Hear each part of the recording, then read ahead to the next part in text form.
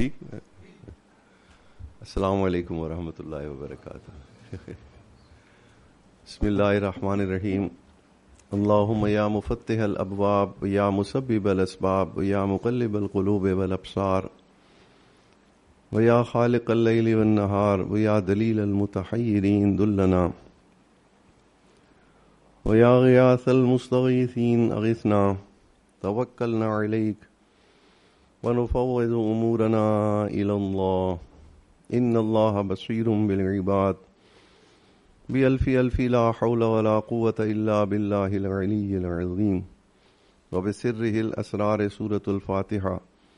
الحمد لله رب العالمين الرحمن الرحيم مالك يوم الدين إياك نعبد وإياك نستعين اهدنا الصراط المستقيم صراط الذين أنعمت عليهم غير المغضوب عليهم ولا الضالين. بسم اللہ الرحمن الرحیم. الحمد للہ رب العالمین والصلاة والسلام علی رسولہ الکریم. اعوذ باللہ من الشیطان الرجیم. بسم اللہ الرحمن الرحیم. قلنا اهبطوا منها جميعا فإما يأتينكم مني هدى فمن تبع هدايا فلا خوف عليهم ولا هم يحزنون. وقال الله تبارك وتعالى یا ایہا الذین آمنوا من یرتد منکم عن دینہ فسوف یأتی اللہ بقوم یحبهم ویحبونہ اذلۃ علی المؤمنین اعزۃ علی الکافرین یجاہدون فی سبیل اللہ ولا یخافون لومۃ لائم ذلک فضل اللہ یؤتیہ من یشاء واللہ واسع علیم. وفی مقام آخر قال اللہ تبارک و تعالی افحکم الجاہلیت یبغون ومن احسن من اللہ حکما لقوم یوقنون.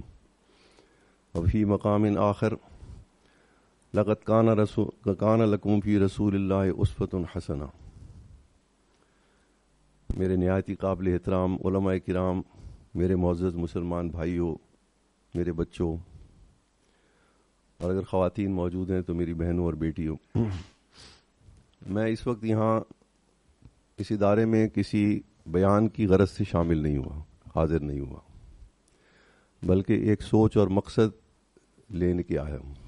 آپ کو ایک سوچ دینا چاہتا ہوں، جو سوچ اس وقت ہماری مسلمانوں کے ذہن سے گم ہو گئی ہے. اگرچہ ہم اقرار اس کا کرتے ہیں، مانتے بھی ہیں اس کی اہمیت کو، لیکن ہم اس کے اثرات محسوس نہیں کر رہے. میں اس کی ایک مثال دیتا ہوں. اس وقت دین کے جتنے بھی کام ہو رہے ہیں، تعلیم، تعلم، دعوت و تبلیغ کسی بھی شکل میں، ذکر اذکار، جہاد فی سبیل اللہ، علاوہ افغانستان کے جہاد کے، تعداد کے اعتبار سے یہ پچھلے ادوار سے زیادہ ہے یا کم ہے؟ تعداد کے اعتبار سے. تو نتیجہ امت کی ذلت یا برتری؟ ذلت. کوئی سبب تو جاننا چاہیے نا ہمیں. ایسے تو نہیں کہ ہم اس کا تعلق اعمال سے جوڑ رہے ہیں. نہیں، اعمال تو بہت زیادہ ہیں الحمدللہ.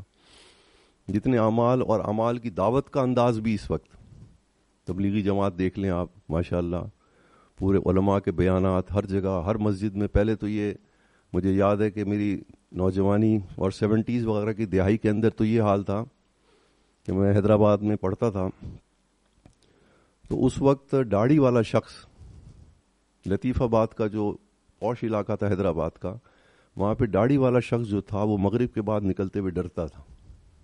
اس وقت دین کی کمزوری کا یہ حال تھا، کیونکہ اس وقت کمیونزم کا غلبہ تھا نوجوانوں کی سوچ میں، تو وہ تو کسی داڑھی والے کو دیکھ کے مارنا شروع کر دیتے تھے. اور اب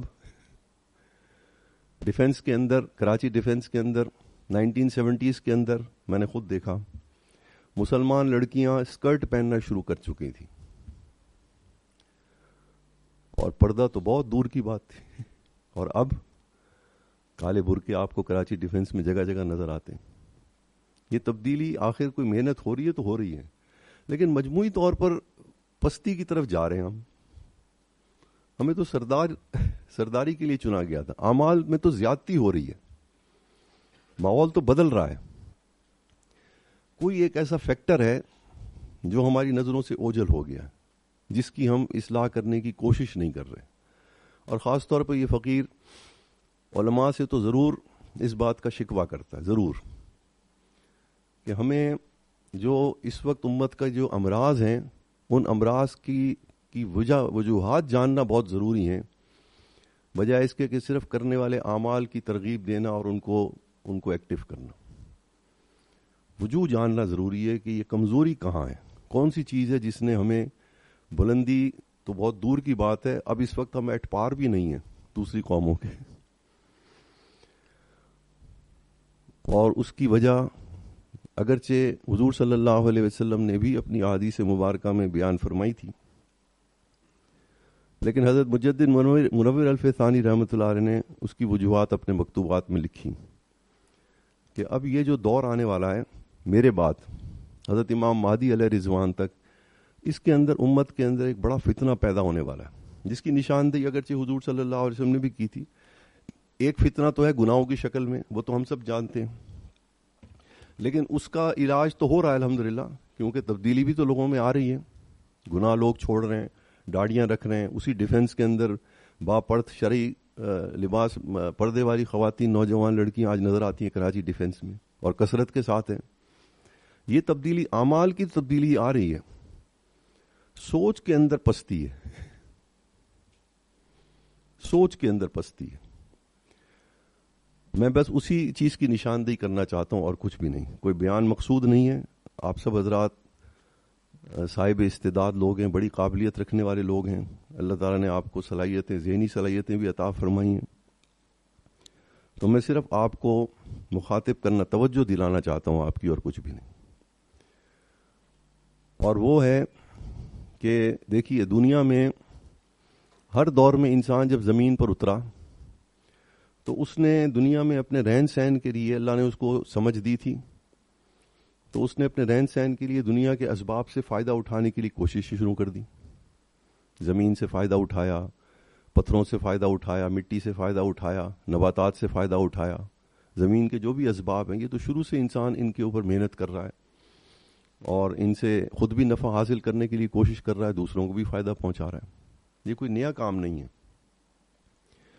لیکن یہ پچھلے 150 سال سے امت کے اندر ایک ایسا فتنہ داخل ہوا, آہستہ آہستہ آہستہ, جو اب میچور ہے پوری طریقے سے.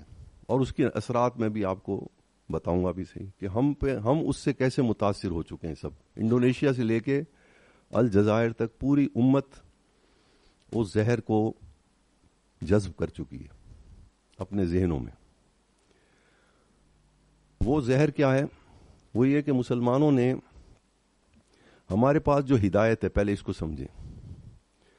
وہ ہدایت ہم سب یہاں بیٹھنے والے لوگ اور ہر امتی مانتا ہے کہ یہ ہدایت, گائیڈنس, کس وقت کس آدمی کو کس زندگی کے کس موڑ پہ, اکیلا ہو یا سوسائٹی کے اندر کوئی خرابی پیدا ہو جائے, تو اس کی گائیڈنس ہر زمانے کے لیے مکمل ہمارے پاس موجود ہے. یہ ہم سب مانتے ہیں. تو اس کا مطلب ہے کہ اس کا حل بھی تو ہونا چاہیے ہمارے پاس, جو جس فتنے کی میں نشاندہی کر رہا ہوں. اور وہ یہ ہے کہ ہمارے پاس یہ ہدایت موجود ہے, اور یہ معجزہ جو اس امت کو دیا گیا, یہ اسی وجہ سے دیا گیا تھا کہ یہ اس امت کے اندر جو فتنہ پیدا ہونا تھا وہ علمی فتنہ تھا. علم کے راستے سے انسان نے گمراہ ہونا تھا. اور اسی کی طرف حضرت مجدد صاحب رحمۃ اللہ نے نشاندہی فرمائی کہ اب جو دور آنے والا ہے, اس کے اندر آہستہ آہستہ مسلمان صحیح اور غلط کا جو معیار ہے, سٹینڈرڈز جو ہیں, وہ اپنی عقل کو بنانے لگ جائیں گے. عقل حق کا معیار بن جائے گی. کون سی چیز صحیح ہے, کون سی چیز غلط ہے, یہ مسلمان فیصلہ کرے گا کہ میری عقل کیا کہتی ہے. حق کا جو معیار ہے, صحیح کا اور غلط کا معیار, کفر نے اسی چیز کو کیش کرایا مسلمانوں کے اندر, ریسرچ اور سائنس کے نام پہ. سائنس کا مطلب ہے فیکٹ فائنڈنگ. آپ تلاش کریں چیزوں کے اندر اور اس کے ریزلٹس دیکھیں, اس کو اس کو پریکٹیکل کر کے دیکھیں اس کے ریزلٹس اچھے آ رہے ہیں کہ نہیں آ رہے ہیں, اور اس کو بولیں کہ بھئی سب اس سے فائدہ اٹھائیں. یہ سب باتیں مسلمان بھی کر رہے تھے, کافر بھی کر رہا تھا, پہلے بھی کر رہے تھے. حضور صلی اللہ علیہ وسلم کے دور میں بھی تھی, اس سے پہلے بھی تھی, بعد میں بھی تھی.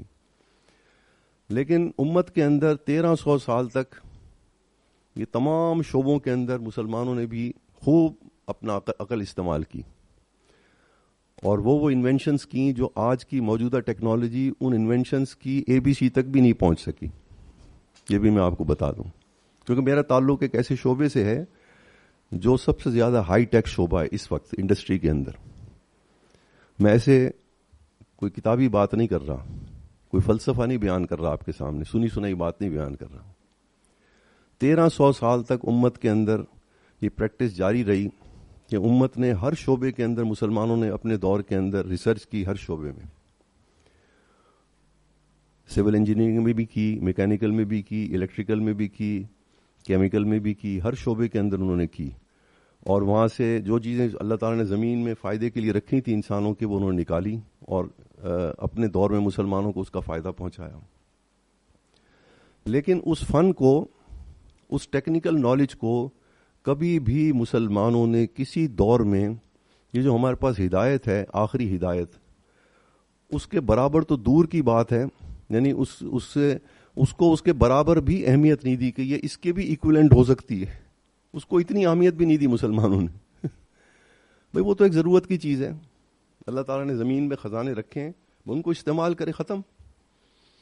یہ تھوڑی کہ آپ اس نالج کو, اس ٹیکنیکل ایجوکیشن کو آپ اتنا سر پہ چڑھا لیں کہ آپ اس کو, ہمارے پاس جو ہدایت ہے, جو علم کی شکل میں ہے, انفارمیشن کی شکل میں ہے, آپ اس کو ہی پیچھے چھوڑ دیں.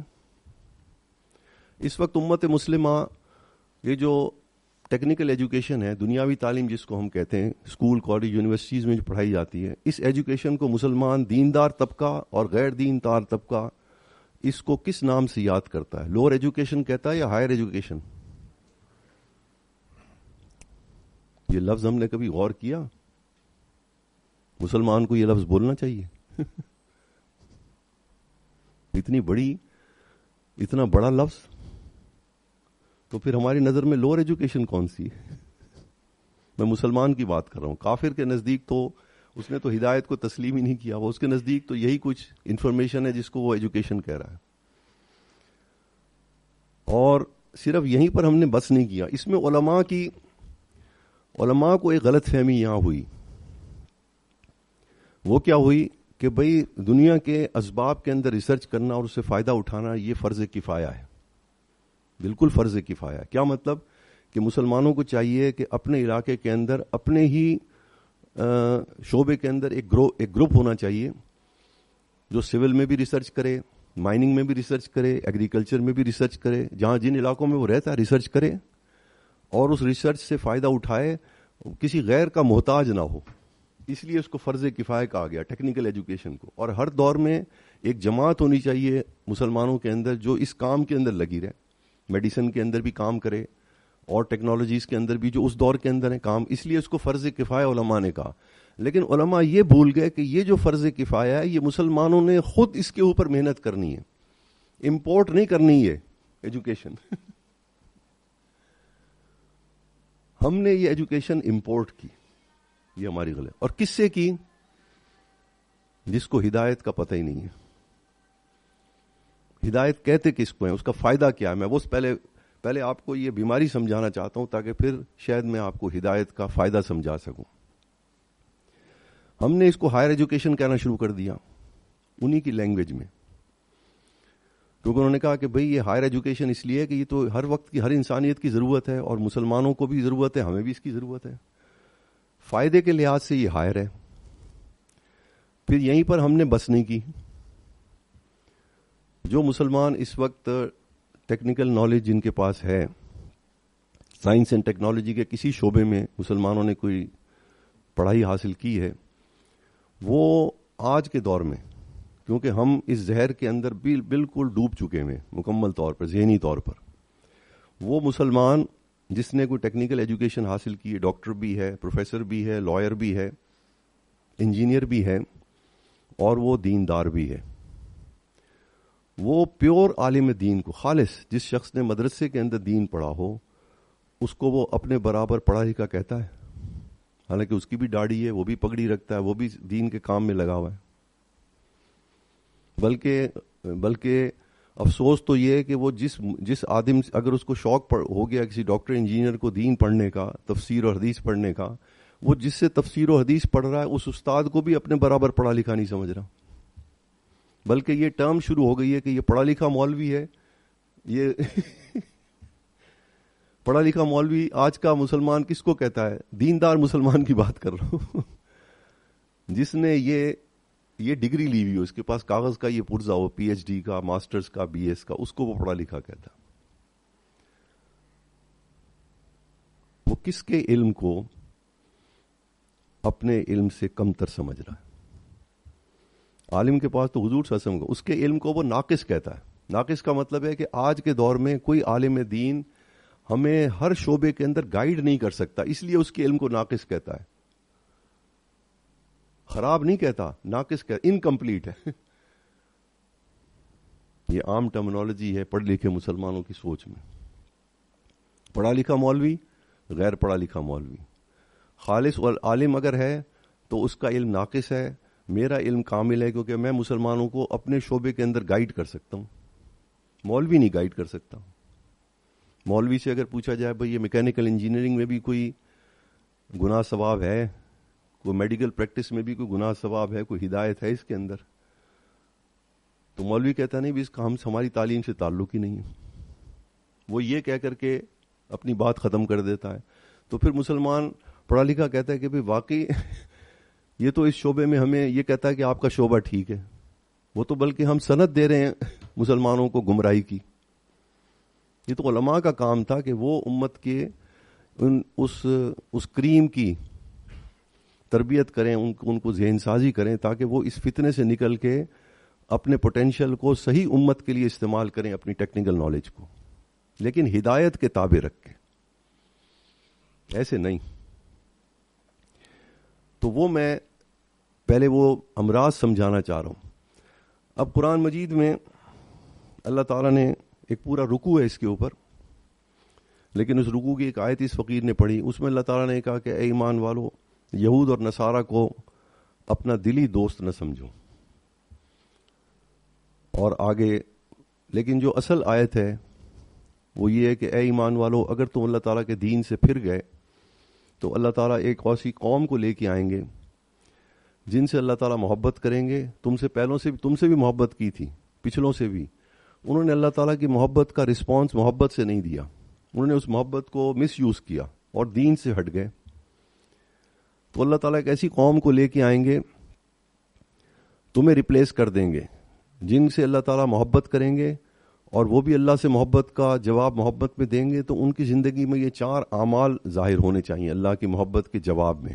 اگر یہ 4 اعمال ان کی زندگیوں میں ہیں تو وہ سمجھ لیں کہ ہمیں اللہ تعالیٰ سے واقعی محبت ہے اور اب ہم اللہ تعالیٰ کے دین پر ہم چل رہے ہیں. 4 اعمال کون کون سے؟ اذلۃ علی المؤمنین، عزت علی الکافرین، یجاہدون فی سبیل اللہ ولا یخافون لومۃ لائم. اہل ایمان کے لیے ان کے دل میں بڑی نرمی ہوگی irrespective آف ایج. کافر کے اوپر بڑے زبردست ہوں گے. اس کا آج کا ٹرانسلیشن یہ ہے کہ کافر کی طرف سے کوئی انفارمیشن اگر آئے کوئی نالج،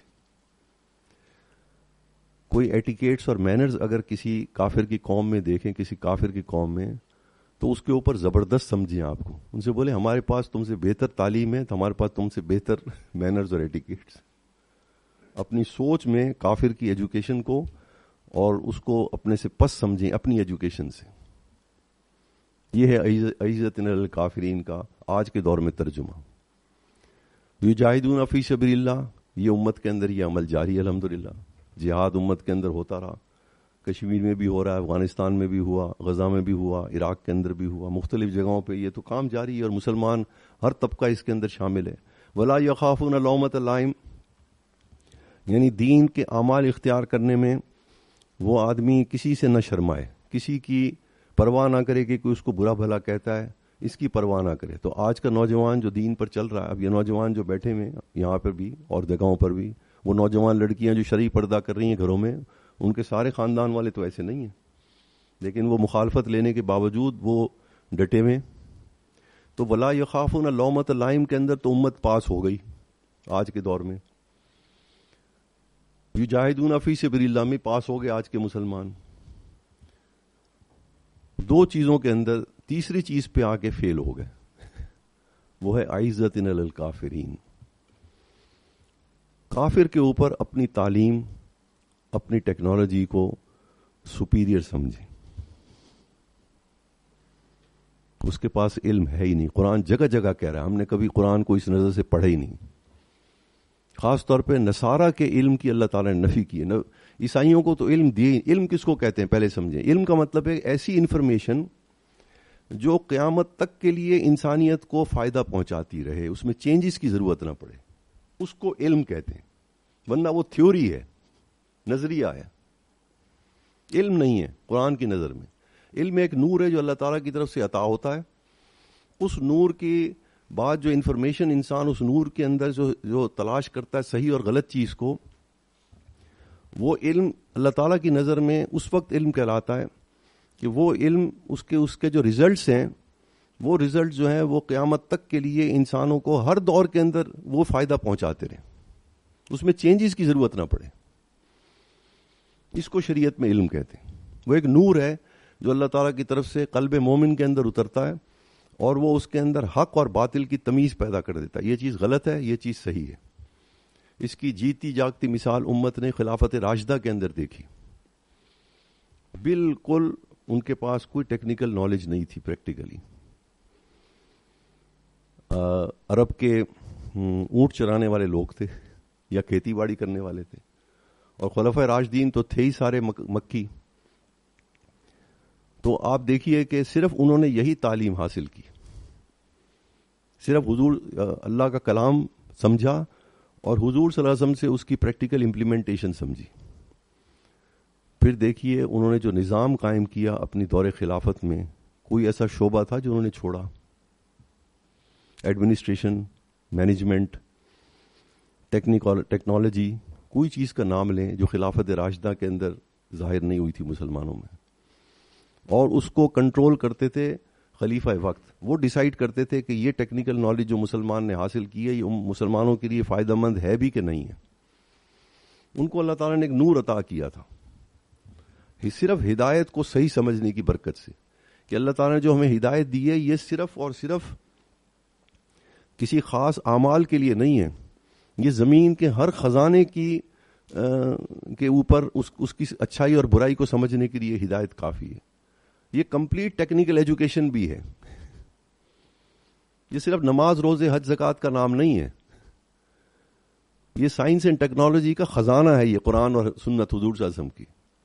اور خلفائے راشدین نے اس کو بالکل اس کو پورے بھرپور طریقے سے اس نور کو استعمال کیا اپنی دور خلافت میں. آج بھی آپ حضرات جانتے ہیں کہ یورپ کے اندر, برطانیہ کے اندر اس وقت جو سوشل سیکورٹی کا نظام ہے وہ کس کا رائج ہے بھائی؟ یہ ہم جانتے ہیں, تو ہم اس کو بھول گئے. انہوں نے تسلیم کر لیا کہ اس سے بہتر نظام انسانیت کو 1400 سال میں نہیں ملا. 1964 میں برٹش پارلیمنٹ نے تمام دوروں کے نظام پڑھے کہ ہم اپنی رعایا کو سب سے زیادہ بہترین نظام کون سا دے سکتے ہیں کہ وہ ہم رعایا ہماری سیٹسفائیڈ رہے سوشلی. تو انہوں نے دور فاروقی کے جو قوانین تھے ان کو امپلیمنٹ کیا.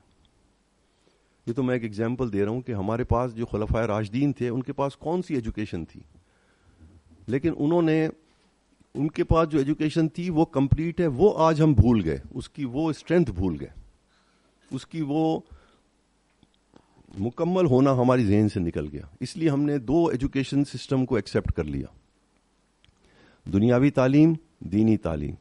دنیاوی تعلیم ضروری ہے, فرض کفایہ ہے, میں بھی کہتا ہوں فرض کفایہ ہے, لیکن صرف اور صرف اس درجے تک کہ اس کو پہلے قرآن پر پیش کیا جائے. اگر آپ کسی غیر سے ٹیکنیکل ایجوکیشن لے رہے ہیں, آپ UK کی فزکس پڑھ رہے ہیں, آپ امریکن کیمسٹری پڑھ رہے ہیں, ان کا فلسفہ پڑھ رہے ہیں, ایسے ایکسیپٹ نہیں کرنا چاہیے آپ کو. پھر تو آپ کہیں گے بڑا زبردست ہے, جیسے ابھی ہم مسلمان کہہ رہے ہیں ان کی ایجوکیشن کو. ہم نے تو اپنی نالج کو زبردست کہنا ہے, عزت للکافرین. میں آپ کو وہ طریقہ سمجھانا چاہ رہا ہوں, وہ فارمولا دینا چاہ رہا ہوں آپ کو اس مجلس میں, بس اور کچھ بھی نہیں. آپ کو وہ ہتھیار دینا چاہ رہا ہوں جس ہتھیار سے آپ صحیح اور غلط کا فیصلہ خود اپنی زندگی میں کر لیں گے انشاءاللہ. یہ ایک آیت یہ فقیر اکثر پڑھا کرتا ہے, حضرت موسیٰ علیہ السلام کے جادوگروں کا قصہ. جب جادوگر اکٹھے ہو گئے تو جادوگروں نے حضرت موسیٰ سے کہا کہ بھائی آپ شروع کرتے ہیں اپنا تماشا یا ہم کریں؟ حضرت موسیٰ علیہ السلام نے فرمایا تم شروع کرو اپنا کھیل. تو انہوں نے وہ رسیاں ڈالیں زمین کے اوپر, اور وہ رسیاں جو تھیں وہ سانپ بن گئیں. تو اللہ تعالیٰ نے وہاں ایک لفظ استعمال کیا, ترہبونا. اس جادو کو دیکھ کے, اس ٹیکنالوجی کو دیکھ کر کے نا عوام جو تھی وہ گھبرا گئی, اس کے اثر میں آ گئی, متاثر ہو گئی, اس سے امپریس ہو گئی کہ ایسا بڑا فن. تو اللہ تعالیٰ نے موسیٰ علیہ السلام سے کہا کہ ان کی ٹیکنالوجی کو فیل کرنے کے لیے تمہارے پاس بھی ایک ہتھیار ہے, یہ اپنی عصا ڈالو. انہوں نے عصا ڈالا, وہ ان کی ٹیکنالوجی کو کھا گیا. اور حضور صلی اللہ علیہ وسلم فرمایا کہ میری مثال اور حضرت موسیٰ علیہ السلام کی مثال زندگی کی اور دین پہنچانے کی ایک دوسرے سے ملتی ہے. جو ان کو ہدایت پہنچانے کے اندر مشکلات پیش آئیں, جو سختیاں آئیں, وہی مجھے بھی عطا کی گئی ہیں. تو میں اکثر ہی اپنے ساتھیوں سے کہتا ہوں کہ ہمارے پاس بھی عصائے موسیٰ ہے. کس شکل میں؟ قرآن کی شکل میں, کیونکہ وہ معجزہ تھا لاٹھی کی شکل میں. ہمارے پاس جو معجزہ ہے وہ حضور صلی اللہ علیہ وسلم کا علمی معجزہ ہے, اور یہ ہم نے آج پھینکنا ہے جدید سائنس اینڈ ٹیکنالوجی کی, ویسٹرن ورلڈ کی سائنس اینڈ ٹیکنالوجی کے اوپر. ہم نے اب اس کو یہی تو وقت ہے اس کو استعمال کرنے کا. اس کو معجزہ کیوں کہتے ہیں ہم؟ یہ علمی معجزہ ہے. اس نے تمام دنیا کے علوم کی مت مار دینی چاہیے. ان کو احساس ہو کہ ہم جاہل ہیں. ہم نے ان کو بتانا ہے ہمارے پاس معجزہ ہے, اور علم کا معجزہ انفارمیشن ہے ہمارے پاس. ایسی انفارمیشن ہے جو ہر کافر کی ریسرچ اور انفارمیشن کو زیرو کرنے والی ہے. جیسے کہ وہ اجدہ ختم ہو گئے, یہ ہمارے پاس ہے. ہم نے ان کو ہدایت کے لیے اللہ تعالیٰ نے ہمیں یہ علم دیا ہے کہ جب وہ ہمارے علم سے متاثر ہوں گے تو ہمارا مذہب قبول کریں گے. اسی لیے اللہ تعالیٰ نے سورہ حج کی آخری آیت میں مجھے اور آپ کو رسپانسبلٹی دی کہ دیکھو حق بات جاننے میں جاہدوا فی اللہ حق کا جہاد ہی, کہ اللہ تعالیٰ کو خوش کرنے کے لیے, راضی رکھنے کے لیے دین میں جتنی تمہارے اندر کیپیبلٹی ہے اس کو خرچ کرو, دین کا علم حاصل کرنے کے لیے, اس پر عمل کرنے کے لیے.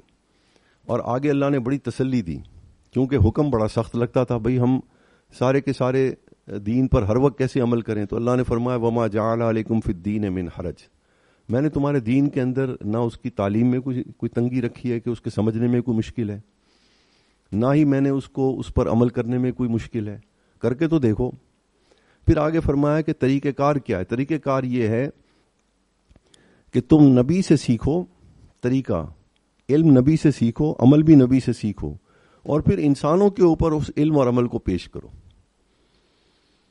تاکہ وہ بھی جانے کہ کتنے بڑا علم ان کے پاس ہے مسلمانوں کے پاس, اور کتنے اونچے درجے کے اخلاق اور اعمال ان مسلمانوں نے اختیار کیے اپنے نبی کی سنت کو اختیار کر کے. وہ تمہارے علم سے امپریس ہو کر کے اپنا دین چھوڑیں گے, اپنا علم چھوڑیں گے, اپنا مذہب چھوڑیں گے, اور تمہارے اعمال دیکھ کر کے خود بخود اپنے اعمال ان کو کمزور نظر آنے لگ جائیں گے. یہ دین اسی طرح سے تو پھیلا ہے. حضور صلی اللہ علیہ وسلم اور صحابہ ایک عمل کرتے تھے مشرکین کے دوران, ان کو دیکھ کر کے ان کے دل میں ایک آواز اٹھتی تھی کہ یہی طریقہ ٹھیک ہے. قبول کرنا نہ کرنا وہ الگ بات تھی, لیکن اسلام کا پھیلنے کا ذریعہ جو تھے وہ حضور صلی اللہ علیہ وسلم اور صحابہ کی سیرت اور طریقہ تھا, سنت تھی, جس کو دیکھ دیکھ کر کے خود بخود مسلمان اور لوگ دین کو قبول کرنے لگے. تو اب یہ بات جو میں سمجھانا چاہ رہا ہوں, اس وقت ضرورت ہے امت کو کہ اس وقت وہی میدان لگا ہوا ہے جو فرعون کے جادوگروں کا میدان لگا ہے. پوری دنیا کافروں کی سائنس اور ٹیکنالوجی کے روب میں ہے، بشمول دیندار طبقے کے. اس وقت ضرورت ہے اس ہتھیار کو استعمال کرنے کی، اس معجزے کو. یہ وقت ہے امت کے پاس. خود بھی اس کو معجزہ سمجھیں کہ کتنا طاقتور علم ہے ہمارے پاس انسانیت کے لیے، اور اس کو پیش کریں ہر قسم کی سائنس اینڈ ٹیکنالوجی کے اوپر. اسی وقت رزلٹ آ جائے گا. تھوڑا آگے آ جائیں پیچھے ساتھی بات. تو میں نے پہلے نشاندہی کر دی مرض کی. جب آپ انسانوں کے علم کو، انسانوں کی عقل کو، اپنی عقل کو اللہ اور اللہ کے رسول کی عقل سے اور علم سے زیادہ ہائر سمجھنے لگ جائیں گے تو اس کا نقصان کیا ہوگا؟ اس کا نقصان یہ ہوگا کہ روحانی طور پر حضور صلی اللہ علیہ وسلم کے ساتھ ہمارا رابطہ کمزور ہو جائے گا، جیسا کہ ہو گیا ہے. کیونکہ اس کے کمزوری کی سب سے بڑی نشانی یہ ہے کہ آپ نے دوسری جگہ اللہ تعالیٰ نے فرمایا وَمَن يَكْفُرْ بِالطَّاغُوتِ وَيُؤْمِن بِاللَّهِ فَقَدِ اسْتَمْسَكَ بِالْعُرْوَةِ الْوُثْقَىٰ يَا أَيُّهَا الَّذِينَ آمَنُوا إِن تُطِيعُوا فَرِيقًا مِّنَ الَّذِينَ كَفَرُوا يَرُدُّكُمْ بَعْدَ إِيمَانِكُمْ كَافِرِينَ. اے ایمان والو، اگر تم خوشی کے ساتھ کافروں کی باتیں ماننے لگ جاؤ گے، بھائی ان کی اچھی چیز کو بغیر سوچے سمجھے ایکسیپٹ کرنے لگ جاؤ گے، تو نقصان کیا ہوگا؟ آہستہ آہستہ تم ان کے ہر چیز کو ایکسیپٹ کرنے لگ جاؤ گے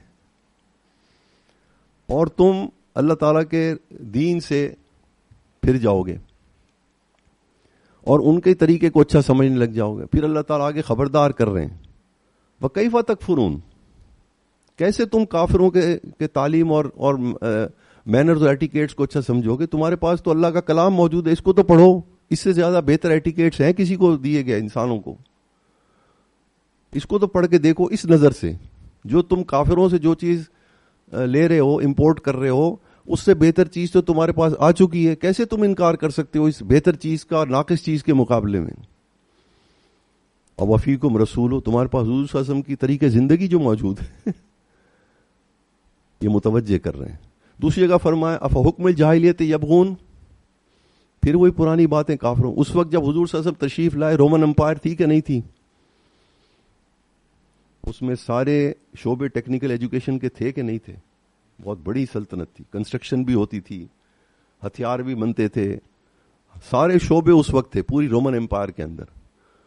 تو قرآن کو کہہ رہا افحکم الجاہلیت یبغون، یہ بے سمجھوں کی بات کو تم قبول کر رہے ہو اللہ کی بات کے مقابلے میں. من احسن حکما من اللہ قوم یوقنون، وہ اللہ کی بات کو ذرا کمپیئر تو کر کے دیکھو ان کی ٹیکنالوجی اور علم سے، پھر تمہیں کمپیریزن میں پتہ لگے گا کہ اللہ کی بات زیادہ خوبصورت اور بہتر ہے انسانوں کے لیے، یہ کافر کی بات اور سوچ زیادہ بہتر ہے.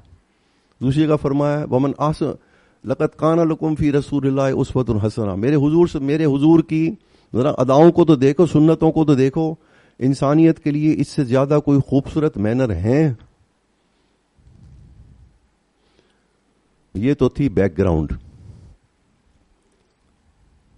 بیماری ظاہر بتانی ضروری تھی پہلے، جس نے ہمیں اللہ اور اللہ کے رسول سے باطنی طور پر دور کر دیا.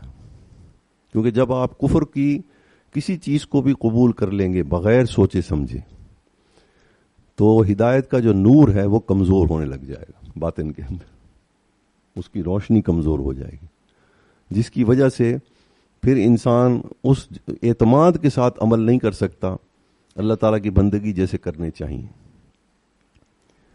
اب آئیے وہ بات کہ ہماری ہدایت میں ایسی کون سی چیز ہے جس کی وجہ سے ہمیں کسی اور قوم کی طرف دیکھنے کی ضرورت نہیں ہے کسی ایجوکیشن میں. وہ اللہ تعالیٰ نے ایک فارمولا دیا ہم سب کو. تھوڑا وقت ہے، میں بات مکمل، اصل میں پوچھنا بھول گیا آپ سے لیکن میں اصل میں بات چونکہ چاہ رہا تھا کہ مکمل کر لوں، انشاءاللہ ہو جائے گی 1 بجے تک. جب زمین پر اللہ تعالیٰ نے ہمیں اتارا، سزا کے طور پر تو اتارا نہیں تھا، اللہ نے پہلے ہی کہہ دیا تھا کہ میں زمین پر اپنا خلیفہ بھیج رہا ہوں. ہم سب اللہ کے خلیفہ ہیں اور ہم تمام مخلوقات کے سردار ہیں.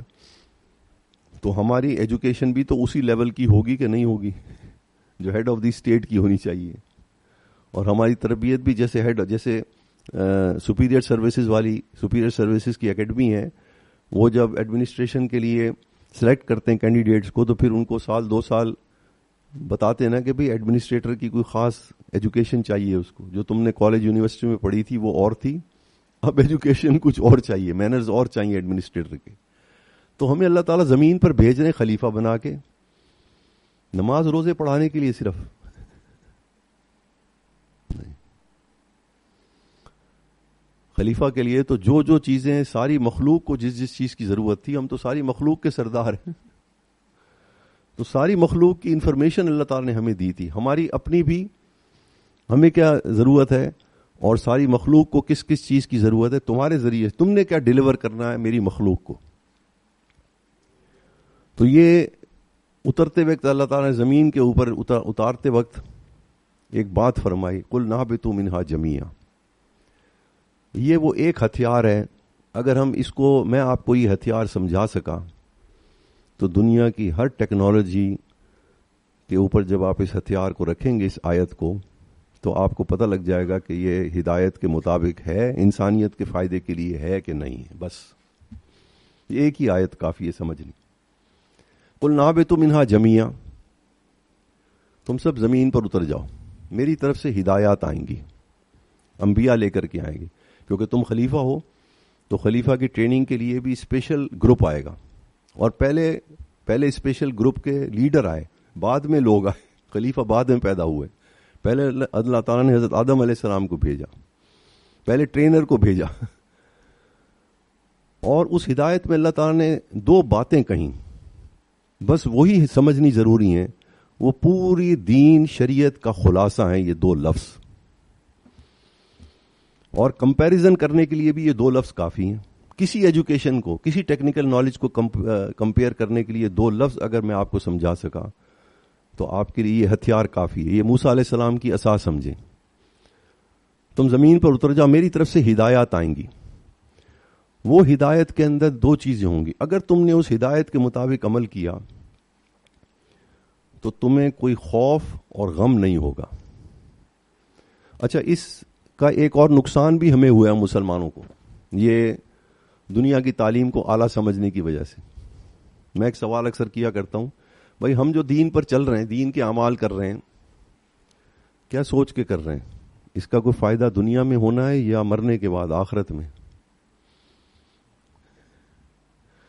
تو جس علم کا فائدہ, عمل کا فائدہ آخرت میں ہونا ہو, وہ تو پھر چوز ہی ہوگا نا کہ جتنا میرا دل چاہے گا میں عمل کروں گا.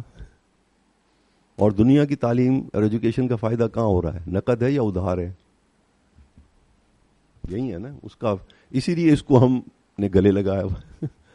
ہدایت کے اوپر عمل کریں گے, یعنی دین کی تعلیم کے جو اعمال ہیں ان کے مطابق عمل کریں گے, تو مسلمانوں کی اسی سوچ کی وجہ سے یہ کمزوری آ گئی کہ ہم دین کے کسی مسئلے پر ہم نماز پڑھیں گے, داڑھی رکھیں گے, سر ڈھانپیں گے, روزے رکھیں گے, سچ بولیں گے, ماں باپ کی خدمت کریں گے, لوگوں کے حقوق پورے کریں گے, تو یہ سب کا رزلٹ آخرت میں ملنا ہے مرنے کے بعد. دنیا میں بس روکھے سوکھے بس کام کرتے چلے جاؤ بغیر تنخواہ کے مزدوری کرتے چلے جاؤ. عجیب بات. یہ تو ہم نے اپنی پریمیئر شپ کو یہاں انجوائے کرنا ہے, خلافت کو انجوائے یہاں کرنا ہے, وہاں جا کر کے تو الاؤنس لینا ہے, اجر لینا ہے آخرت کے اندر, سیلری وہاں ملنی ہے. یہاں پر فیسلٹیز دیں گے اللہ, اس کو فضل کا ہے قرآن میں, اور انجوائے بھی یہاں کرنا ہے اپنی لیڈرشپ کو, مزے یہاں لوٹنے خلافت کے. لا خوف علیہم ولا هم یحزنون. زمین پر بھی میری ہدایت کے مطابق تمہیں کوئی خوف اور غم نہیں ہوگا, زمین پر بھی جب تک تم زندہ رہو گے. گویا یوں سمجھیے کہ جنت سے نکالنے کے بعد اللہ تعالیٰ نے فرمایا کہ جنت کی نعمتیں تو دنیا میں نہیں دوں گا میں ساری, تھوڑی بہت دوں گا, یہ نعمتیں واپس آ کے انجوائے کرنا. لیکن جنت کا ماحول بھی بتا دیا حضرت آدم علیہ السلام کو, دیکھو یہاں پر نہ کوئی خوف اور غم نہیں ہے, اتنی اچھی انوائرنمنٹ ہے. اب زمین پر اتر جاؤ, میری طرف سے جو ہدایات آئیں گی جن کو ہم دین شریعت کہتے ہیں, اگر اس پر عمل کرو گے تو دنیا کے اندر بھی تمہیں جنت کا ماحول مل جائے گا, وہاں بھی کوئی خوف اور غم تمہارے اوپر نہیں ہوگا. اور مرنے کے بعد صرف دنیا میں نہیں, مرنے کے بعد بھی کوئی خوف اور غم نہیں ہوگا. ہمارا جو خوف اور غم ہے وہ ایٹرنل ہے, وہ صرف دنیا کی حد تک نہیں. اور آخرت میں بھی کوئی خوف اور غم نہیں ہوگا اس ہدایت کے اوپر دنیا میں عمل کر لینے کی وجہ سے. اللہ تعالیٰ تینوں جہانوں کے اندر اس ہدایت پر عمل کرنے والے کو خوف اور غم سے نجات دے دیں گے. اب آئیے کون سی چیز کا خوف انسان کو ہوتا ہے, پہلے اس کو سمجھیں. 5 چیزیں ہیں جن کا خوف ہر انسان کو ہوتا ہے کہ یار یہ میرے ساتھ پیش نہ آ جائے. 5 چیزوں سے ہر انسان جو زمین پر اترا ہے وہ 5 چیزوں سے خوف کھاتا ہے کہ میری زندگی میں یار یہ چیزیں نہ آئیں, ان سے میں بچوں. سب سے پہلی چیز تو ہے سورس, کہ خوف سے بچنے کے لیے انفارمیشن کہاں سے لینی ہے. اور وہ انسان چاہتا ہے 1 ونڈو آپریشن ہو, کوئی ایک ہی جگہ ہو جہاں سے مجھے ساری زندگی کے ہر طرح کے خوف سے بچنے کی انفارمیشن مل جائے. اس کو کہتے ہیں عقیدہ. سورس کیا ہے انسان کے پاس ہدایت کی؟ وہ نبی ہے. نبی کو اگر آپ صحیح مان لیں گے, اپنے وقت کے نبی کو, جیسے اس وقت حضور صلی اللہ علیہ وسلم آخری نبی ہیں, تو اگر عقیدے کا مطلب ہے کہ انسان یہ مان لے کہ آپ جو انفارمیشن انسان کے لیے لے کے آئیں ہدایت, وہ انسانیت کو خوف اور بچانے کے لیے وہ کمپلیٹ ایجوکیشن ہے, ایک ہی سورس ہے. تو انسان کو, یہ ایک الگ ٹاپک ہے لیکن میں صرف بریفلی بتانا چاہتا ہوں کہ انسان کو خوف ہوتا ہے عقیدے کا. عقیدے کا مطلب ہے کہ بھئی میں کسی کی بات مان تو لوں, لیکن بات ماننے کے بعد مجھے یہ شیورٹی چاہیے کہ اس کی بات مان کے واقعی میں خوف اور غم سے بچوں گا, اسی کی بات کو میں سچا سمجھوں. تو سب سے پہلے تو انسان کو انفارمیشن, سورس آف انفارمیشن کا خوف ہوتا ہے کہ صحیح انفارمیشن آ رہی ہے کہ غلط نہ آ جائے. اس کو کہتے ہیں عقیدے کا خوف. لیکن باقی 4 خوف جو ہیں وہ آسان ہے سمجھنے. دوسرا خوف مجھے, آپ کو, کافر کو, ہر انسان کو, مرد و عورت کو زمین کے اوپر دوسرا خوف ہوتا ہے کہ میری جان کو کوئی نقصان نہ پہنچے. ہر کوئی یہ چاہتا ہے کہ نہیں بھائی کہ میری جان کو کوئی نقصان نہ پہنچے, میرا جسم جو ہے وہ ٹھیک ٹھاک رہے. تیسرا خوف ہوتا ہے مال کے ضائع ہونے کا, میرا مال جو ہے وہ محفوظ رہے. چوتھا خوف ہوتا ہے اسٹیٹس کا اور عزت کا, کہ میری عزت خراب نہ ہو, سوسائٹی کے اندر بھی, گھر کے اندر بھی. ایک تو عزت اسٹیٹس کے لحاظ سے خراب نہ ہو, اور دوسرا میرے جسم کو کوئی ناجائز استعمال نہ کرے. عورت کو یہ خوف ہوتا ہے اپنی عزت کا. 5واں خوف یہ ہوتا ہے کہ میری عقل خراب نہ ہو جائے, کوئی ایسا کام نہ کروں جس سے میری عقل خراب نہ ہو جائے. بس یہ 5 خوف ہیں جو اللہ تعالیٰ نے ہر انسان کی فطرت اور نیچر میں رکھ دی ہیں. اور اگر ان کو اس سے ریلیف مل جائے, اگر اس کو پتہ لگ جائے کہ یہ سورس سے میرا خوف دور ہوگا, تو غم بھی دور ہو جائے گا کہ نہیں. جب خوف دور ہو گیا, جب اس کو صحیح انفارمیشن مل گئی, تو اگلا اسٹیج کیا تھی؟ غم. اگر خوف دور نہ کرتا تو کس چیز میں مبتلا ہوتا؟ غم میں. اور اگر اس کو خوف کی اسٹیج پہ ہی خوف دور ہو گیا تو اگلی اسٹیج تھی غم میں مبتلا ہونا, وہ غم سے بچ جائے گا. تو شریعت نے, دین جو ہمارے پاس آیا, ہدایت ہے, یہ مکمل ہے.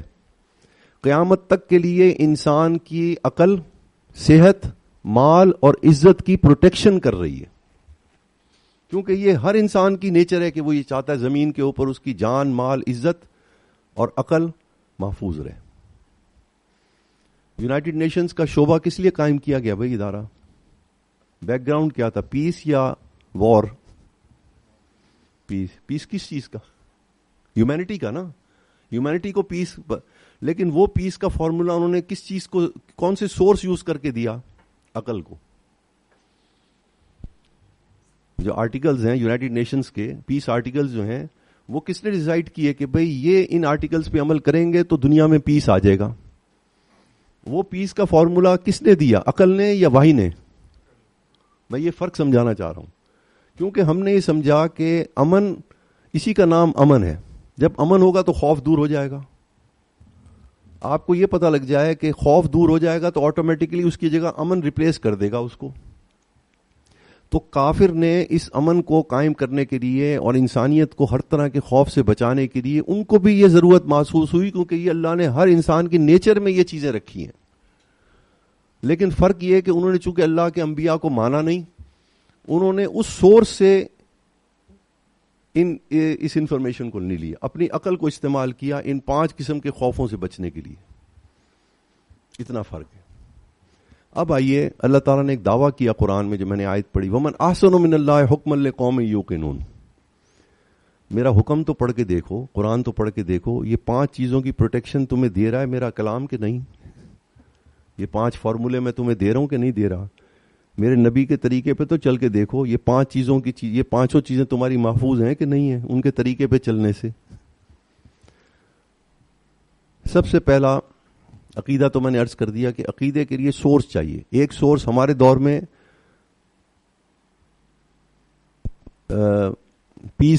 پیس کی سورس جو ہے وہ انسان کی عقل ہے. بھائی ہم یہ اس طریقے سے رہیں گے تو ہم مال کو بھی محفوظ رکھیں گے، جان بھی ہماری بچ جائے گی، ہمارا اسٹیٹس بھی قائم رہ جائے گا. ایک سورس ہمارے دور میں انسان کی عقل ہے، جس کے لیے ایک بہت بڑا ادارہ قائم ہے جس کو یونائٹڈ نیشنز کہتے ہیں. دوسری سورس ہمارے پاس ہے اللہ تعالیٰ کی ہدایت. اب ہے کمپیریزن، اور سائنس اینڈ ٹیکنالوجی کی کمپیریزن اس ہدایت کی روشنی میں. جسم کی صحت کے لیے اللہ تعالیٰ نے ایک ہی فارمولا دیا، یا ایھا الناس کلوا مما فی الارض حلالا طیبا. دوسری جگہ فرمایا کلوا واشربوا ولا تسرفوا. ایک فارمولا قیامت تک کے لیے انسان کی جان محفوظ. اے انسانوں کھاؤ زمین کے اوپر جو کچھ میں نے پیدا کیا ہے، لیکن کچھ چیزیں میں نے انبیاء کے ذریعے کچھ چیزوں کے ساتھ لیبل لگا دیے حلال کا، کچھ کے ساتھ حرام کا. حرام چیزیں بھی میں نے پیدا کی ہیں لیکن تمہارے لیے نہیں اور مخلوقات کے لیے کی. اگر حرام کھاؤ گے تو تمہارا میٹابولک سسٹم ڈسٹرب ہو جائے گا، بیماری پیدا ہو جائے گی، اپنے ہاتھوں سے بیماری لوگے. اور دوسرا پاکیزہ بھی ہو. پاکیزہ کا مطلب ہے کہ جن جن چیزوں کو شریعت نے ناپاک قرار دے دیا، پیشاب، بہتا ہوا خون، شراب، یہ چیزیں تمہارے کھانوں کے اندر نہ ہوں. اور دوسرا بیماری سے بچنے کے لیے اللہ نے فرمایا کہ اب حلال اور پاکیزہ چیزیں کھاؤ پیو، لیکن ولا تسرفوا، اتنا زیادہ نہ کھا پی لو کہ ہاسپٹلائز ہونا پڑ جائے اپنے ہاتھوں سے. بتائیے یہ 2 فارمولے کافی ہیں کہ نہیں قیامت تک کے لیے اپنی صحت کو قائم رکھنے کے لیے؟ غور کیجیے ذرا، اس سے بہتر کوئی فارمولا ہو سکتا ہے انسانیت کے؟ حلال، پاکیزہ، اور کھانے کے اندر اپنی صحت کے حساب سے اعتدال. حضور صلی اللہ علیہ وسلم نے اس کی تشریح فرمائی، جب بھوک ہو تو آدمی کھانا کھائے، جب بھوک نہ ہو تو کھانا نہ کھائے. اور کھانے کے معدے کے 3 حصے کر لے، ایک حصہ کھانے سے، ایک حصے میں پانی ڈال لے، ایک حصہ چھوڑ دے تاکہ وہ ہضم ہونے کے لیے اس کو گیپ مل جائے. اسی لیے اللہ تعالیٰ نے فرمایا کہ لقد کان لکم فی رسول اللہ اسوۃ حسنہ. دیکھو میرے نبی کے طریقے میں بھی تمہاری جان کی کیسی پروٹیکشن کی جا رہی ہے. کھانے سے پہلے جان کی حفاظت کے لیے ہاتھ کا دھونا، یہ جرمز کے لیے نہیں تھا، یہ تھا کہ انسان باہر کام کرتا رہتا ہے، مٹی وغیرہ لگ جاتی ہے، میل لگ جاتی ہے، تو یہ انسان کی صحت کے لیے ٹھیک نہیں تھی. تو یہ ہاتھ دھونا جو تھا یہ اس وجہ سے تھا.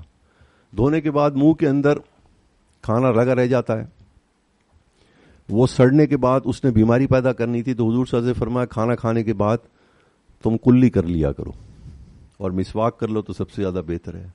بچائیے یہ 5 فارمولے جو ہیں، اس کے بعد کسی اور چیز کی ضرورت ہے اپنی ہیلتھ کی پروٹیکشن کے لیے؟ ضرورت ہی نہیں ہے. مکمل ہدایت ہے. قیامت تک کے لیے جو آدمی اس فارمولے پر عمل کرتا رہے گا اپنے ہاتھوں بیمار نہیں ہوگا. دوسرا ہے عقل کی حفاظت، کہ انسان کی عقل خراب نہ ہو. اس کے لیے اللہ تعالیٰ نے مسکرات کو، نشہ آور چیزوں کو حرام قرار دے دیا. قرآن میں تو صرف شراب کا ذکر آیا، لیکن حضور صلی اللہ علیہ وسلم نے ہر ایسی چیز جو انسان کی سوچنے سمجھنے کی صلاحیت ختم کر دے اس کو منع قرار دے دیا. اور کسی چیز کی ضرورت ہی نہیں عقل کی حفاظت کے لیے. قل فیہما اثم کبیر و منافع للناس، کہ شراب کے اندر تمہیں فائدے نظر آتے ہیں، لیکن اللہ تعالیٰ فرما رہے ہیں اس کا نقصان تمہارے فائدوں سے زیادہ ہے. تمہاری عقل اس میں فائدہ تلاش کر رہی ہے، اور واقعی فائدہ ہے. الکوہل کے اندر اتنی ہائی انرجی ہوتی ہے کہ وہ انرجی انسان کا جسم برداشت نہیں کر سکتا اصل میں، اور عقل تو ویسی ماری جاتی ہے. تو اللہ تعالیٰ نے عقل کی حفاظت کے لیے 1 پوائنٹ فارمولا دیا. حضور صلی اللہ علیہ وسلم نے بھی 1 پوائنٹ فارمولا دیا. نشے آور چیز جو ہے وہ تمہاری عقل کی حفاظت، پروٹیکشن اٹھ جائے گی.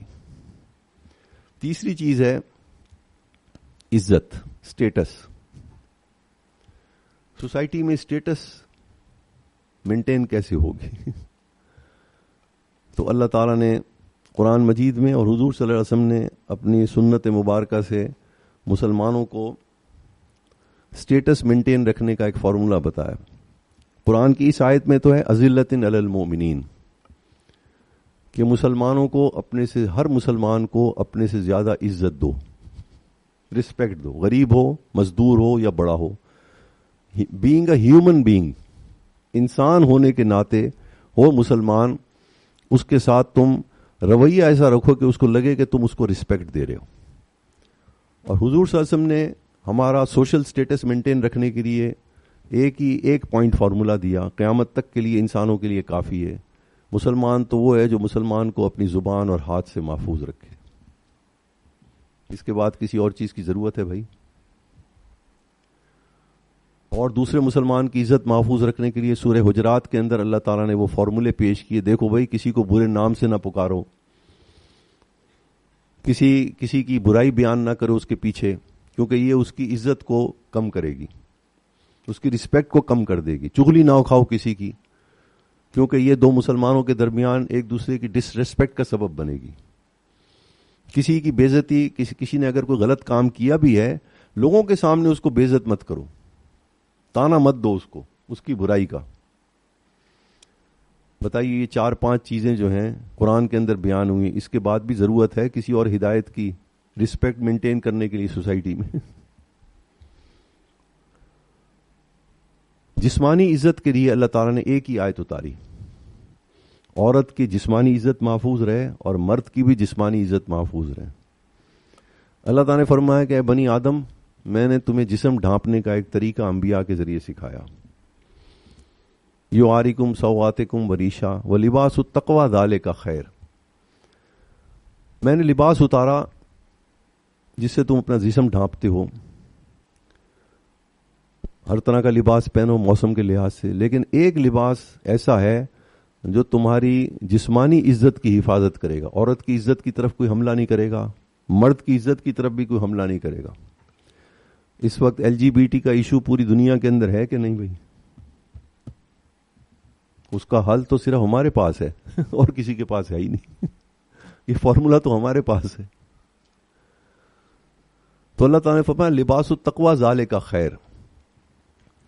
لباس التقوی وہ لباس جو تمہاری عزت کو بچا کے رکھے ہر وقت، ایسا لباس. حضور صلی اللہ علیہ وسلم نے اس کی تشریح فرمائی اپنی سنت سے.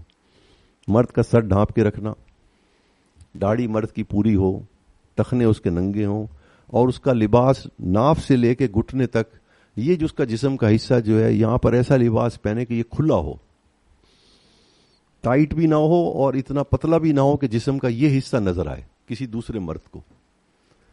عورت کا لباس التقوی یہ ہے کہ عورت سوائے اپنی آنکھوں کے اور 2 ہاتھوں کی کلائیوں کے باقی سارا جسم غیر محرم کے لیے اس کے لیے منع کر دیا گیا. اب صرف اسی آیت کو سامنے رکھیے اور حضور صلی اللہ علیہ وسلم کے اس لباس کو سامنے رکھیے، اور آج یونائٹڈ نیشنز کے پلیٹ فارم کے اوپر 3 لڑکوں کو کھڑا کر دیں. ایک لڑکے نے کاسٹیوم پہنا ہو، کلین شیوڈ ہو، ننگے سر ہو.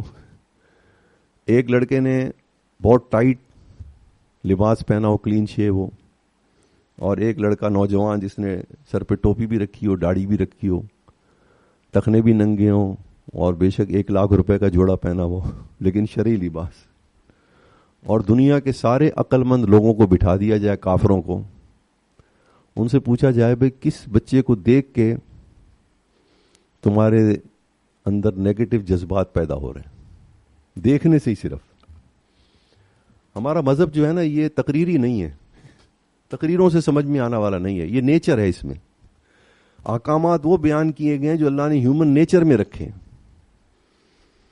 اسی وقت سمجھ میں آ جائے گی کہ حل کیا ہے LGBT کا. یہ قانون سے تھوڑی عزتیں محفوظ ہوں گی. اسی طرح عورت ہے, 3 لڑکیوں کو یونائٹڈ نیشنز کے پلیٹ فارم پہ کھڑا کر دیا جائے, ایک لڑکی کاسٹیومز میں کھڑی ہوئی ہو, ایک لڑکی نے ٹائٹ لباس پہنا ہو, بال بھی اس کے کھلے ہوں, ایک لڑکی پورے شرعی لباس کے اندر ہو, پورا حجاب سب کچھ ہو. عورتوں کو بھی بٹھا دیا جائے اور مردوں کو بھی بٹھا دیا جائے. ان سے پوچھا جائے بھی ہمارا مذہب جو ہے وہ عزت کی حفاظت کے لیے یہ سجیسٹ کر رہا ہے, یہ لباس اس کو تو خوف سے دور کر رہا ہے اپنی عزت کے کہ نہیں.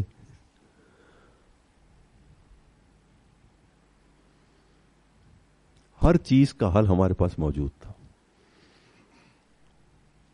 مال کی حفاظت, اللہ تعالیٰ نے 4 قسم کی خرید و فروخت کو جائز قرار دیا. بیسیکلی مال بیچنا ہے, رقم وصول کرنی ہے, رقم دینی ہے, مال خریدنا ہے. 4 قسم کی بیوع کو اللہ تعالیٰ نے, حضور صلی اللہ علیہ وسلم نے جائز قرار دیا. اگر اس طرح سے مال دو گے اور خریدو گے, یہ جو آن لائن آج کل کاروبار ہو رہا ہے اس کے اندر بغیر ہدایت کو سوچے سمجھے میں نے پیسے دیے فلاں دکاندار کو, بھئی میرا مال فلاں بندے کو بھیج دو نہ ہم نے اس مال کی شکل دیکھی, نہ اس کو ریسیو کیا, اور کروڑوں کا کاروبار ہو رہا ہے آن لائن یہ تو مال کی حفاظت نہیں ہو رہی. 4 اصول ایسے ہیں کہ اگر آپ ان اصولوں کو سمجھ لیں تو آپ کے دل سے آواز اٹھے گی کہ اس سے زیادہ میرا مال محفوظ نہیں رہے. کوئی فارمولا ہی نہیں ہے اس سے زیادہ مال کو محفوظ رکھنے کا. اب آ جائیے لیٹسٹ ٹیکنالوجی جس سے ہم بہت زیادہ روب میں آئے ہیں, ویسٹرن ٹیکنالوجی کے. ہمارے پاس یہ معجزہ ہے حضور صلی اللہ علیہ وسلم کا, علمی معجزہ. ہم نے علم کا مقابلہ علم سے کرنا ہے, سائنس اینڈ ٹیکنالوجی کا مقابلہ سائنس اینڈ ٹیکنالوجی کی ہدایت سے کرنا ہے. ہدایت ایک ہی ہے, ایسا کام انسان نہ کرے جس سے کیا چیز پیدا ہو, انسانیت میں خوف پیدا نہ ہو.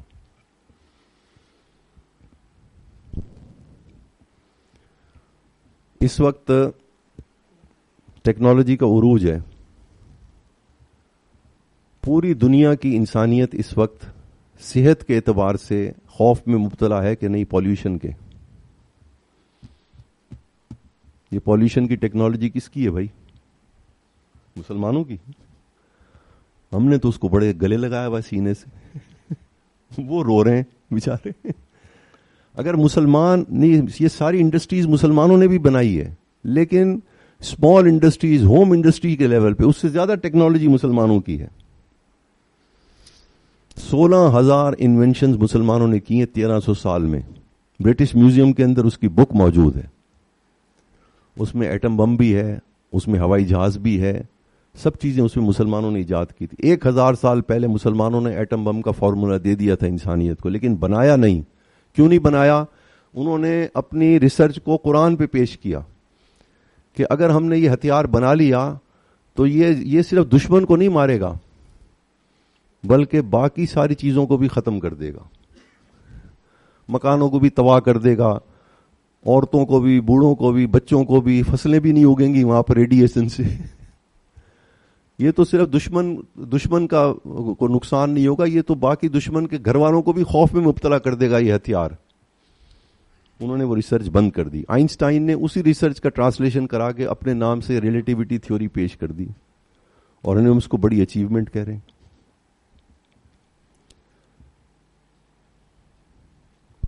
پالیوشن کا دوسرا بڑا سورس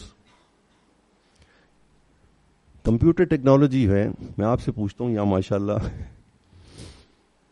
یہ آئی ٹی ٹیکنالوجی جو ہے یہ انسان کی عقل کو پابند اور محدود کر رہی ہے یا اس کو کھلا رکھ رہی ہے؟ بھائی پابند کر رہی ہے یا اس کو آزاد کر رہی ہے؟ آرٹیفیشل انٹیلیجنس ہے نا, نیچرل تو نہیں ہے. نیچرل انٹیلیجنس کس کے پاس ہے؟ ہر آدمی کے پاس ہے. جو چیز اس کے اندر پروگرام کر دی گئی, اب آپ اس انفارمیشن کے ریزلٹ کے پابند ہو گئے کہ نہیں ہو گئے؟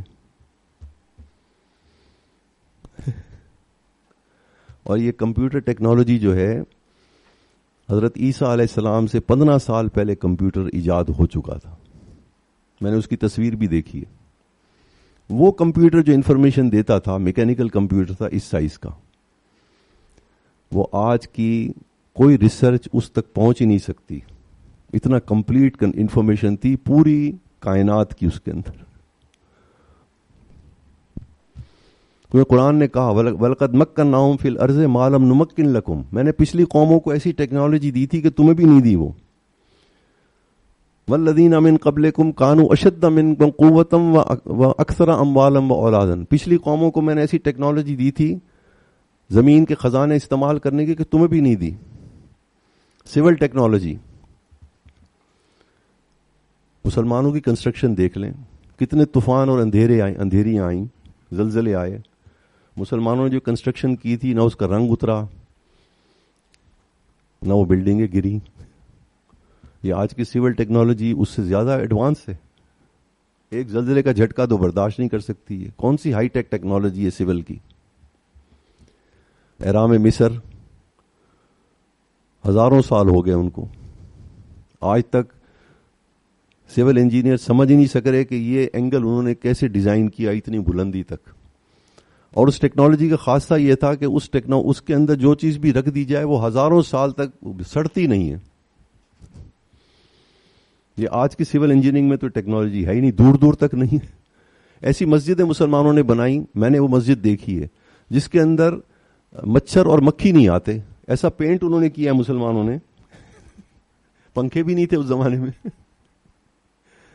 ہوا کے رخ کے لیے انہوں نے ہوا کے رخ پہ روشن دان بنائے ہوئے تھے کھلے, اور نہ چڑیا آتی تھی اندر, نہ پرندے آتے تھے, نہ رات کو مچھر اور مکھی آتی تھی.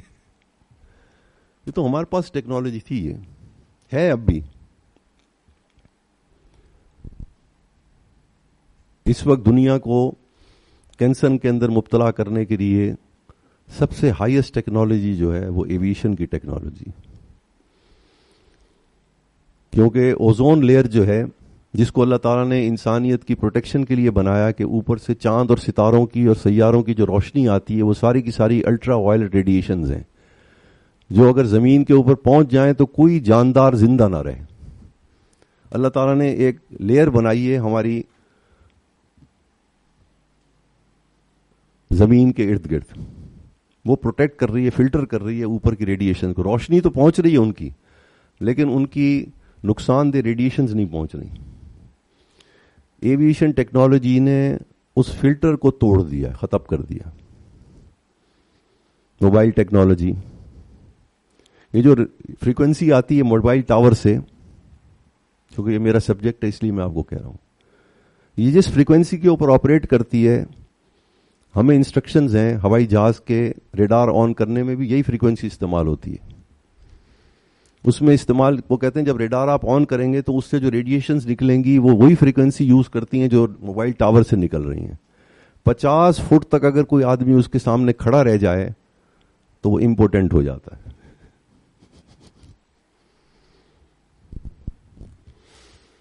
یہ ٹیکنالوجی انسان کو خوف میں مبتلا کر رہی ہے یا خوف سے نجات دے رہی ہے؟ میں صرف یہ پوچھنا چاہتا ہوں.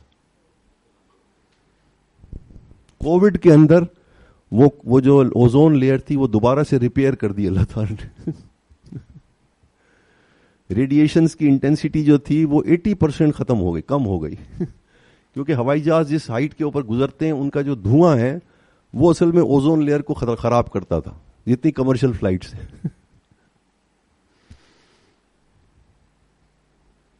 بس یہی میں آپ کو سوچ دینا چاہتا تھا. دیکھیے, عزت الکافرین, ایسے نہیں اللہ تعالیٰ نے فرمایا پہلے کافر کی نفی کرو, اس کو میں نے علم نہیں دیا. علم کا مطلب انسانیت کے فائدے کی الٹیمیٹ انفارمیشن میں نے نہیں دی کافر کو, کیونکہ اس نے میرا انکار کیا ہے. قرآن جگہ جگہ یہ کہہ رہا ہے. ہم اس تعلیم کو فرض کفایہ کہہ کے گلے سے لگا رہے ہیں. ہمارے اپنے پاس ٹیکنالوجی موجود ہے مسلمانوں کے پاس. یہ بھی جو میں نے آپ کو مسجدوں کی مثالیں دیں اور چیزوں کی مثالیں دیں, ہائیڈروجن فیول مسلمان بنا رہے ہیں پاکستان کے اندر, پانی سے, اس میں پولوشن ہے ہی نہیں.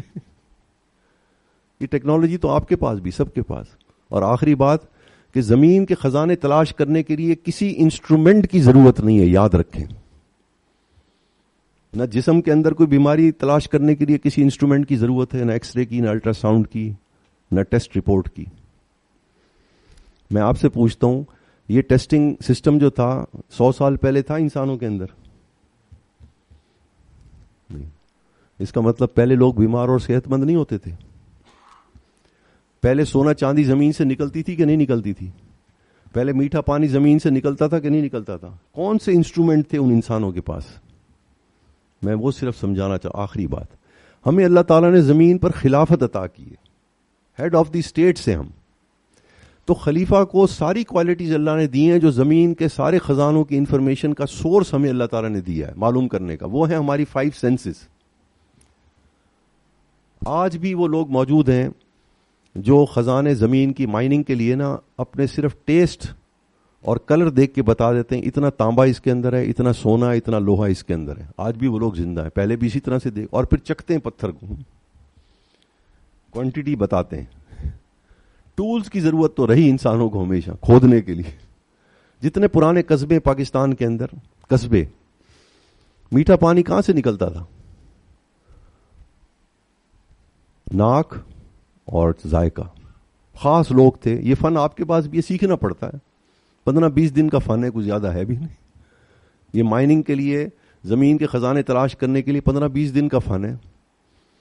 آپ مختلف پتھروں کو ٹیسٹ کرنا شروع کر دیں اور آپ کو وہ ڈفرینس بتاتے چلے جائیں گے. یہ سونے کا ذائقہ ہے، یہ تانبے کا، یہ لوہے کا پتھر. اگر پہاڑ کے اندر لوہا ہے تو اس کے پتھر کا ٹیسٹ ایسے ہوگا، اس کا کلر ایسے ہوگا. میں نے ایسے لوگوں سے ملاقات کی آج کے دور میں. پھر ان کو ٹولز چاہیے ہوتے تھے نکالنے کے لیے، بس ویدر انفارمیشن. میٹھے پانی کے لیے لوگ زمین مٹی کو چکھتے تھے، وہاں جا کے ذائقے سے بتا دیتے تھے کہ کتنا میٹھا پانی ہے یہاں پہ، اور مٹی سونگتے تھے. ابھی بھی دیہات کے اندر وہ لوگ موجود ہیں ایکسپرٹ. یہ کوالٹی آپ کے پاس بھی ہے، میرے پاس بھی ہے. انہوں نے اس کو سیکھا تھا، استعمال کیا تھا اپنی کوالٹیز جو اللہ نے دی تھی.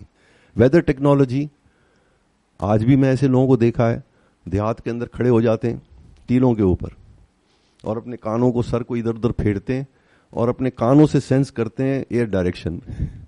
ہوا بالکل بند ہوتی ہے، لیکن انہوں نے سیکھا یہ فن. پھر وہ بتا دیتے ہیں کہ بھئی 2 گھنٹے بعد ہوا چلے گی، اور ڈائریکشن بھی بتاتے ہیں کہاں سے آئے گی. اور یہ بھی بتاتے ہیں کہ پہلے ہوا اوپر چلے گی، درخت کے اوپر پتے ہلیں گے، پھر وہ زمین کے اوپر اترے گی. یہ بھی بتا دیتے ہیں. آج بھی وہ لوگ موجود ہیں. یہ آئی سرجری دیہات میں آج بھی ایسے موجود. بھاول نگر میں ایک سرجن تھے، وہ ایک چھوٹا سا تھیلا ساتھ لے کے پھرتے تھے، موتیے کا آپریشن کرتے تھے.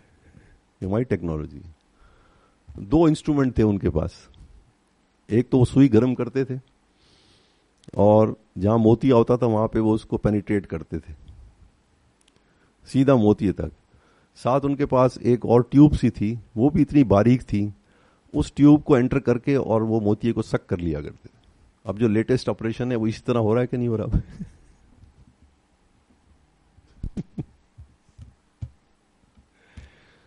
ہمارے کئی اسپیشلسٹ تھے، انہوں نے یہ فن سیکھا، راجن پور کے رہنے والے تھے. انہوں نے پھر وہ سارے تھیٹر شیٹر بند کر دیے اپنے.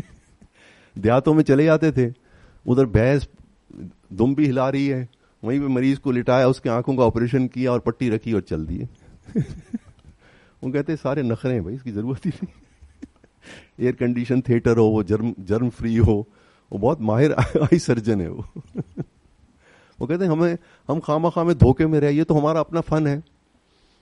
اس فن کے لیے کوئی یہ انوائرمنٹ تھوڑی چاہیے. ہمیں پتا ہے کہ انوائرمنٹ جو امریکہ کے لیٹسٹ تھیٹرز میں بھی نہیں ہے.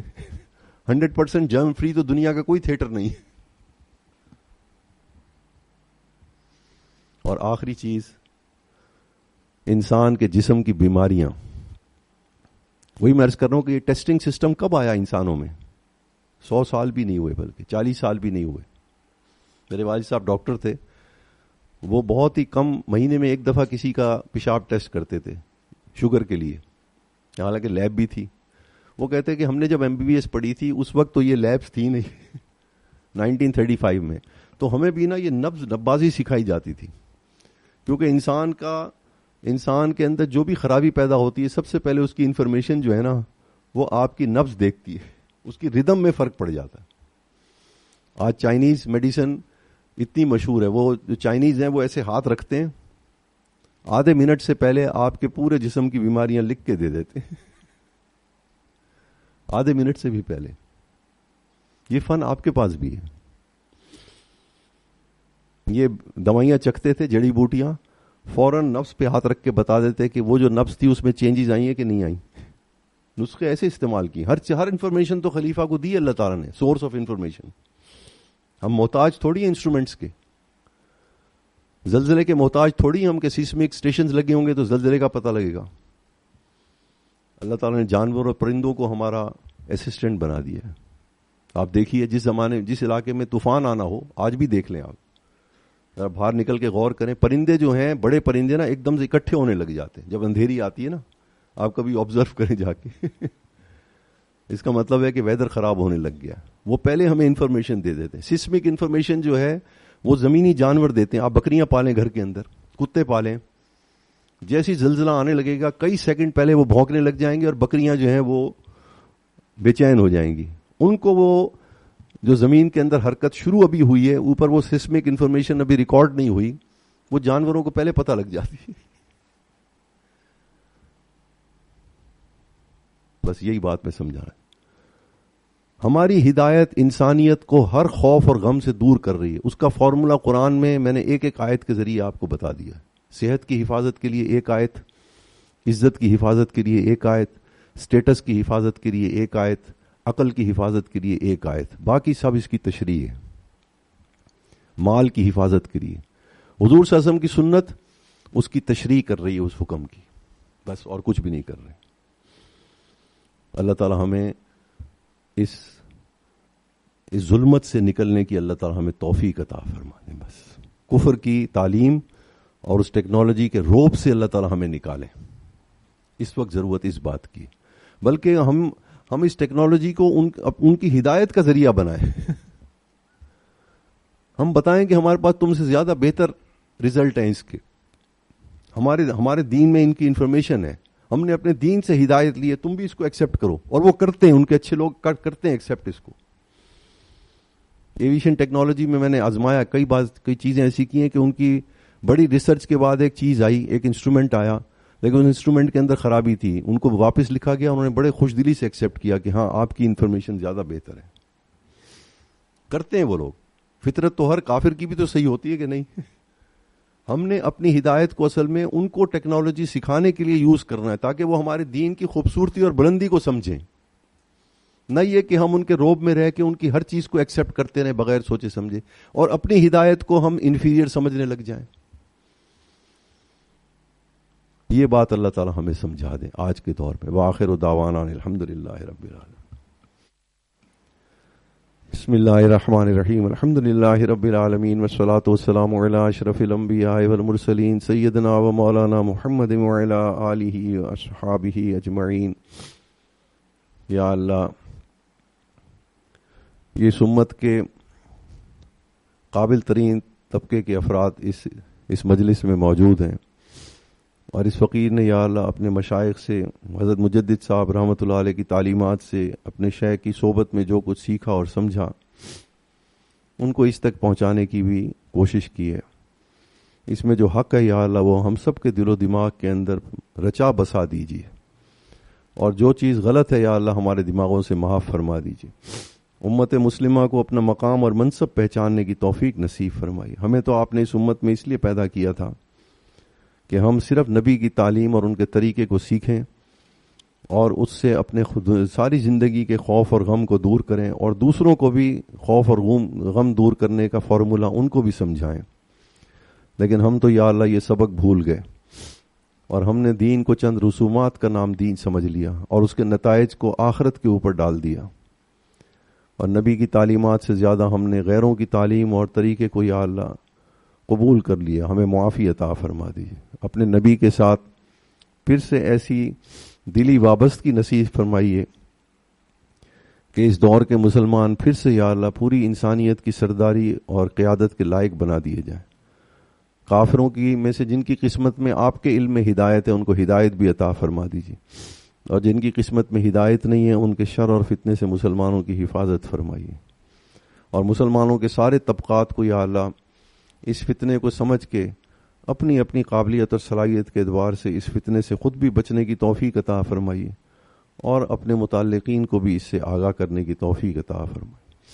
اللہم اس ادارے کے تمام معاملات کے اندر آسانیاں فرما دیجیے، اور ان کے کاموں کو آگے بڑھتا ہوا رکھیے، اور ان کی غیب سے یا اللہ ان کے اسباب مہیا فرماتے رہیے تاکہ اس خیر کو یہ تقسیم فرماتے رہیں۔